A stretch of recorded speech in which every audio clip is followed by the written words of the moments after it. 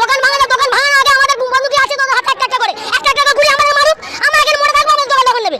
বাবুর হাসা কথা বলতেছি, এই যে যেসব হকার আছে এদের দোকানপাট ভাঙিয়ে দেওয়াতে ভাই আমার এই জায়গাটা দুঃখ লাগতেছে। বিশ্বাস করো, মানুষ তো, আমি একটা মানুষ, মানব দরদ যে বিষয়খানা আমার মধ্যেও আছে, আমার এইখান থেকে খারাপ লাগতেছে ভাবলে পরে।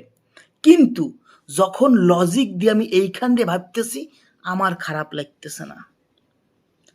দেখো বাপ, এই যে যাদেরকে উচ্ছেদ করা হচ্ছে, যাদের দোকানপাট ভাঙিয়ে দেওয়া হচ্ছে, শুধুই মাত্র এই কারণে যে তারা সরকারি জায়গায় অবৈধভাবে উড়ে এসে জুড়ে বইছিল।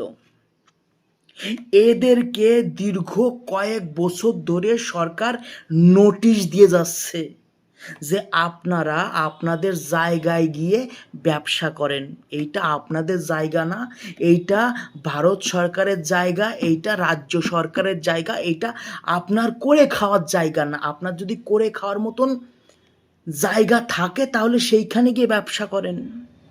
কিন্তু এরা বছরের পর বছর দুর্নীতিবাজ সরকারে টাকা খাওয়াইয়ে ওই জায়গাতে বসে রয়েছে, ইনকাম করতেছে।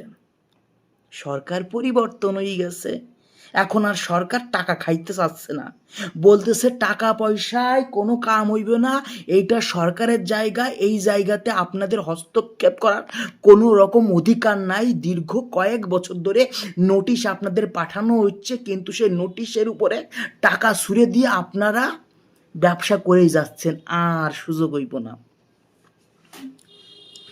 ভাঙবে না।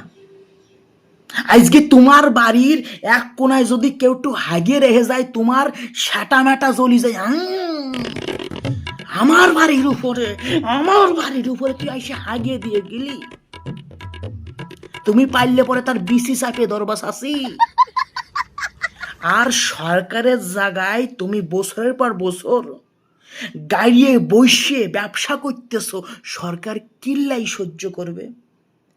আমার একটু বুঝাও, কিল্লাই লিগালি কাজবাজ হচ্ছে রাজ্যে না, তো এই সময় লজিক্যালি দেখতে গেলে তোমাদের ওই জায়গার প্রতি বিন্দু মাত্র অধিকার নাই, তোমাদেরকে উঠতে হবে চাষি, উঠতে হবে।